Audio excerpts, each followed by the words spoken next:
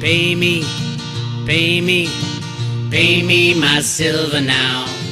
Pay me or go to jail. Pay me my silver now. Good morning, Bix Weir, Roto.com with your morning horn of these, your sip of chaga coffee. All right, silver is so-so. I still think by the end of the year they'll probably slam it under 21 or close to 21, just for fun, just because they can. Remember, everybody has to report their positions at the end of every quarter, or they're supposed to at least, mark to market. But, they have plenty of ways to lie and cheat. They can have a $1 billion loss in silver here and a $1 billion gain in gold here and call it even. That's the way these assholes play their game. So it is what it is. Buy your silver. A lot of people want to do this February 6th, buy silver, save America drive. I'm all for that. Yeah. I guess spread it around Twitter. February 6th, buy silver, save America. Take the narrative away from the Democrats. Buy silver, physical silver. Buy silver, save America, February 6th. I love it. $24, not bad, huh? It's sad when you beg for $24, which is less than 50% of its 1980 all-time high. That's just crazy. I am now following a lot closer the people who own iShares Silver, because I think that's part of the CFTC. When Rustin Benham said the market structure is what tamps down silver. The market structure includes naked shorting on the COMEX or fake shorting. Remember, Jeff Curry from Goldman Sachs said the authorized participants of SLV are the shorts.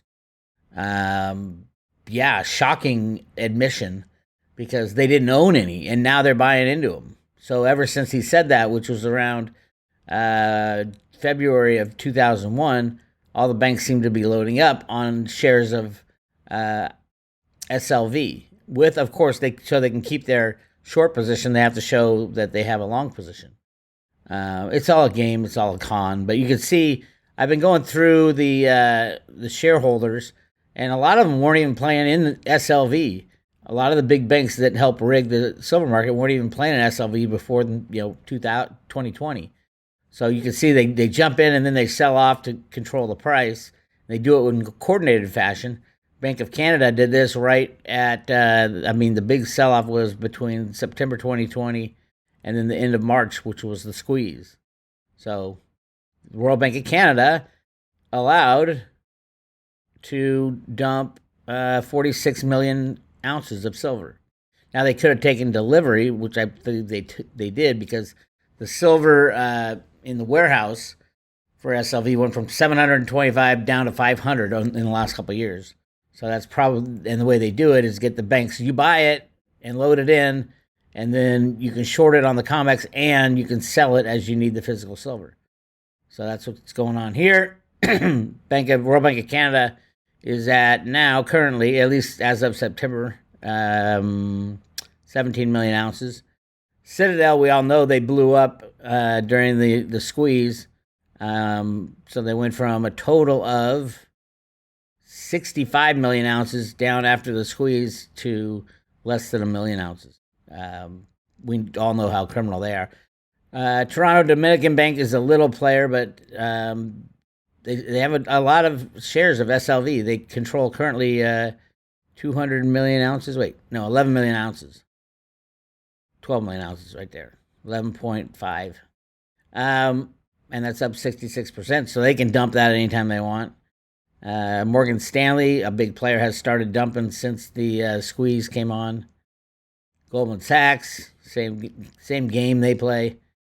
It's all of them. They're all very similar. Remember, Bank of America is kind of the odd side of this. They put together a derivative package for the JP Morgan silver. They leased it and tried to do some crazy derivative game. I think it should be ending the end of this year. But we'll find out. They have ways to do this shit. And when you see JP Morgan customers messing around with all the silver, these are the customers of JP Morgan. And then we got Citigroup. Citigroup's always been the huge short. They dumped it all. Look at that, right? You want to know why silver? This is part of the Rustam Benham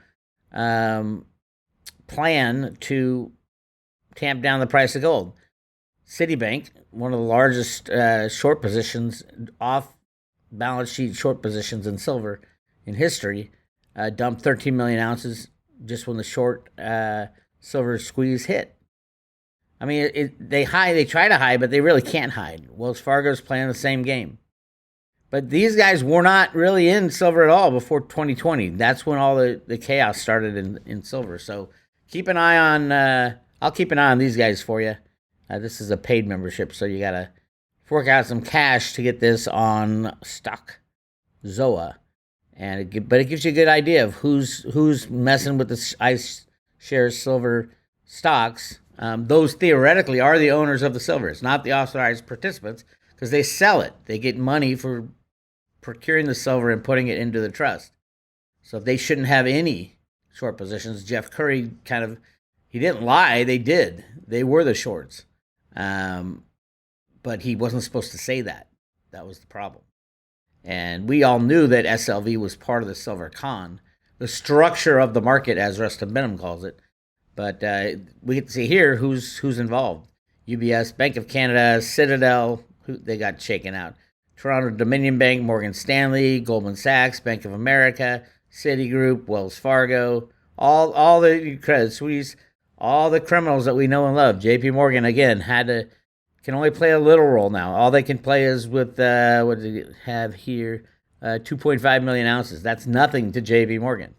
Remember, JP Morgan amassed 1.2 billion ounces. But remember also who the custodian of the silver is for the trust, the iShares SLV trust. This is the largest store of silver on the planet, somewhere around 500 million ounces, and JP Morgan controls it all. Yes, the same JP Morgan that got fined $920 million for rigging the gold and silver markets is in charge of BlackRock-owned iShares Silver Trust, though the trust owns it. And the beneficial share, the shares of iShares are owned by the individuals who own the shares, but it's all controlled by JP Morgan and BlackRock. It's crazy. It's crazy. Just on January 6th, go out and buy silver. Buy silver, save America. That's the new motto. Send that out on Twitter and everywhere you talk to people in chat rooms. January 6th.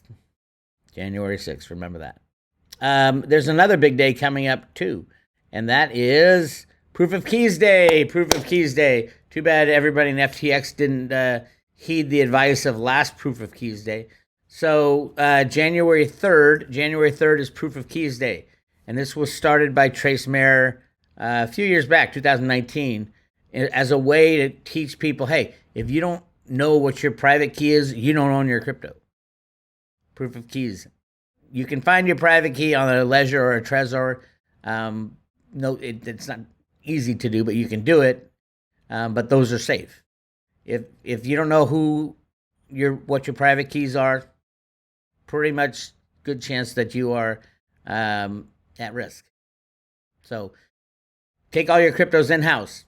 Bring them, if you're stored at Coinbase, figure out what's the best wallet for you. A lot of people like the Exodus wallet, the mobile wallet. It's really easy to use and fairly safe. You want ultimate security, get a Trezor or a Ledger wallet.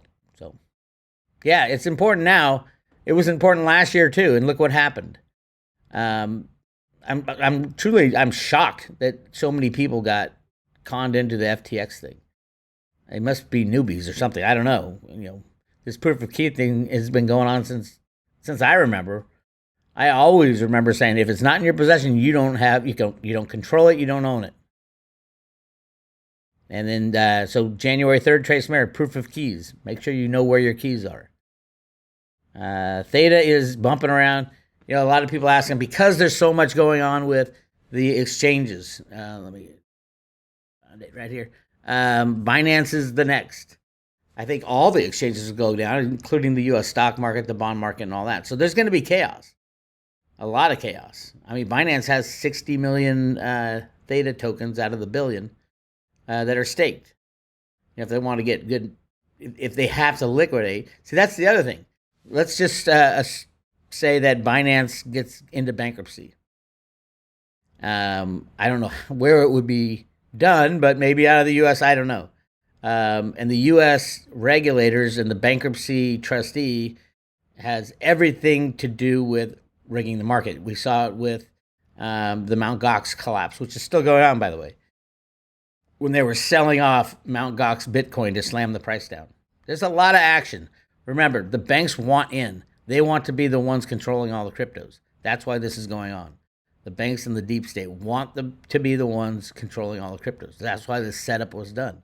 Get everybody into these crazy crypto DeFi things where they yield farm. It's the stupidest thing you've ever heard. If anybody has ever taken a business class, you can't make money out of thin air.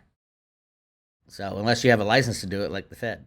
These guys don't have a license to do it, so once the con is uncovered, it's a shit show. Shit show. So keep in mind, Binance has their BNB token and some crazy stuff, and it's not good. It's not good. So just hang in there. If you have any cryptos, get them out. Get them out of the exchanges as fast as you can, especially by the end of the year. And that's it. That's all I got for you. If you want more info on proof of keys, just type in proof of keys Trace Mayer, Mayer, and it'll show you. It's very simple. All he does is every January 3rd, which is the when the Genesis block was mined for Bitcoin. So every January 3rd, in memory of Satoshi Nakamoto, wherever he is, make sure your coins are in your own possession, meaning you have the keys, the private keys. All right. If you want to learn more about silver manipulation, go to roadtoroad.com, click on begin, type in silver manipulation, and click on begin search, and you will find 1,171 articles about silver manipulation, everything you wanted to know, truthfully. This goes back 20 years.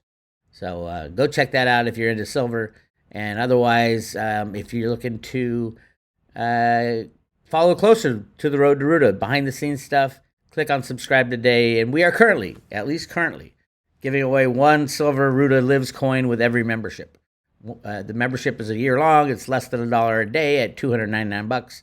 And you get everything, all the private road articles, all the weekly discussions, either on the uncensored page or with the Jenny Moonstone stuff. Go check it out. This is Bix. I'll talk to you guys.